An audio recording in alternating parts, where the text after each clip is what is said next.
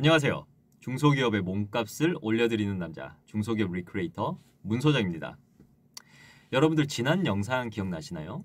10억 미만의 중소기업에서 직원 채용이 어려운 이유라는 내용이었는데 오늘은 그 내용에 이어서 해결책이 뭔가에 대해서 말씀드리겠습니다. 지난 영상을 한마디로 요약하자면 소기업에서는 직원 한 명을 잘못 뽑으면 회사가 망할 수도 있다였어요. 가장 큰 이유는 사장님들의 수익적인 그런 금전적인 손해 부분이 가장 컸는데 사실 이 부분에 대해서는 직원 채용을 감당을 하려고 하는 사장님이라면 어느 정도 기간은 끌고 갈 수 있는 그런 문제입니다.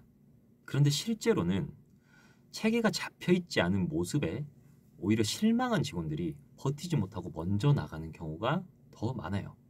그럼 이런 상황 속에서 해결책은 뭐가 있을까요? 우선 사장님의 입장에서 본다면 본인이 고용한 직원이 뭔가 지금 당장은 내 이제 수익이 조금 줄더라도 그 직원들이 점점 성장을 해서 뭔가 성과를 내주기 시작을 한다면 고용을 유지를 안 할 사장님들은 없어요. 당연히 그렇겠죠. 자선 사업가가 아닌 이상 본인이 투자해서 투자한 비용 대비 직원이 더 큰 이득을 가져다 준다면 채용을 안 할 사장님은 없을 겁니다. 그럼 고용된 직원의 입장에서 본다면 어떨까요? 면접을 보고 채용을 하겠다고 해서 일을 하려고 와 보니까 그리고 막상 일을 시작을 해 보니까 내가 이 일도 해야 되고 저 일도 해야 되고 정말 정신없이 일 저 일 다 하는 경우가 굉장히 많아요.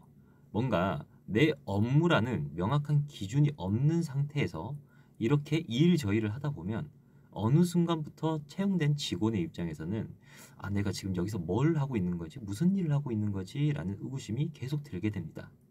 당연히 그냥 월급만 받고 내가 대충 다니겠다라고 생각을 하는 직원들도 있겠죠. 하지만 그런 직원들을 사장이 본다면 어떨까요? 당연히 사장 입장에서는 손해를 줄 수 있는 직원이기 때문에 뭔가 깊게 한번 또 고민을 해보겠죠. 이렇게 다른 두 입장을 보면 하나의 해결책을 찾을 수가 있습니다. 그건 바로 업무를 매뉴얼화 시키는 거예요. 회사 내에서 매뉴얼이란 말을 굉장히 많이 쓰죠. 대기업으로 갈수록 이 매뉴얼이라는 게 정말 꼼꼼하게 되어 있어요. 우리가 흔히들 나 한 사람이 나가도 회사는 아무 이상 없이 잘 굴러간다 이렇게 말을 많이 하죠. 그만큼 대기업으로 갈수록 어떤 직무에 어떤 사람이 와서 어떤 능력을 가지고 무슨 일을 어디까지 해야 되는지 정말 꼼꼼하게 적혀져 있기 때문에 그래요. 그럼 소기업으로 갈수록 어떨까요? 우선 매뉴얼은 고사하고 도대체 이 직원이 왔을 때 여기서 무슨 일을 해야 하는지 명확하게 되어 있지 않은 경우가 훨씬 더 많아요. 업무에 관한 그런 지식이나 행동 양식이나 그런 모든 게 사장님의 머릿속에 있기 때문에 정말 그때그때마다 주먹구구식으로 일을 처리하는 경우가 다반사입니다. 물론 그게 당연하다고 생각할 수도 있어요. 사장님의 입장에서는 아니 이렇게 소규모고 뭐 직원이 많지도 않은데 뭐 그런 거 그냥 그때그때마다 처리를 이렇게 하면 되지 이렇게 생각을 할 수도 있습니다. 하지만 만약 사장님이 일에 대한 경계와 역할을 확실하게 해주면 해줄수록 직원들의 성과는 더 올라가게 되어 있어요. 자신의 일이 뭔지 알고 일하는 직원과 자신의 일이 뭔지도 모르고 그냥 시키는 것만 그때그때마다 다르게 하는 직원은 일에 대한 태도부터가 천지 차이겠죠. 그럼 이제 사장님들께서 궁금하신 건 바로 이 매뉴얼화를 어떻게 하느냐라는 거겠죠. 우선 복잡하게 생각하지 않으셔도 됩니다. 우선 첫 번째로 사장님들이 하셔야 될 일은 현재 본인이 하고 있는 모든 업무들을 다 적어보는 겁니다. 지금 내가 혼자서 혹은 와이프와 혹은 가족 한 명과 같이 지금 회사를 운영을 하고 있는데 내가 사장의 역할도 하고 있고 뭐 포장의 역할을 하고 있기도 하고 발주, 재고 관리 역할을 할 수도 있고 또 AS 사후 관리 역할을 할 수도 있고 영업을 할 수도 있고 사장님께서 지금 이 회사를 끌고 나가기 위해 하고 있는 모든 업무를 한번 적어보시는 거예요. 그리고 그 업무에 따라 부서별로 나눠보는 겁니다. 뭐 내가 만약 영업을 하는 그런 업무를 적었으면 이거는 당연히 내가 나중에 조직을 구축을 한다고 했을 때 영업부서, 영업 조직이 되겠죠. 그리고 뭐 재고 관리나 발주나 뭔가 이런 부분들은 또 무슨 지원팀, 뭐 경영지원팀, 뭐 이렇게 부서를 만들기도 하고, 그리고 어떤 금전적인 내용과 관련된 부서가 필요하다라고 하면 뭐 격리회계부서라고 이렇게 적어보는 것이죠. 그리고 그 다음으로는 사장님이 방금 적었던 부서별로 내가 생각하기에 이 부서에서 가장 중요한 업무가 뭔가, 바로 중점 업무를 적어보는 겁니다. 예를 들어 재고 관리 및 납품을 담당하는 부서라고 내가 적었다면 가장 중요한 건 제품의 입출고량을 기록하고 관리하는 걸 미루지 않는 것, 그리고 적정 재고량을 항상 확인하는 것, 이런 식으로 적는 거죠.